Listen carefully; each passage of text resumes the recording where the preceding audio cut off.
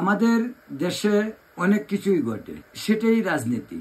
যদি রাজনীতির কথা বলা হয় তাহলে রাজনীতিতে সবসময় রং বদলায়, যে রাজনৈতিক দলের নেতাদের মাঝেও রং বদলায়, কিন্তু এর পরেও আমাদের দেশের, আমাদের সমাজ, আমাদের জীবন অন্য ধরনের সংস্কৃতিতে আমরা বড় হয়েছি, বা আমাদের সাহিত্য সংস্কৃতি, আমাদের বয়োজ্যেষ্ঠদের প্রতি আমাদের সম্মান, শ্রদ্ধাবোধ, এগুলি আমরা ছোটবেলা থেকেই পেয়ে এসেছি। কিন্তু আজকের দিনে আমাদের দেশে যেসব ঘটনা ঘটছে, যে মব জাস্টিস নামে যা হচ্ছে, সেগুলি অত্যন্ত বিব্রতকর, শুধু সমাজের জন্যও না, সেই পরিস্থিতি আমাদের দেশের বাইরেও আমাদের জন্য লজ্জাজনক।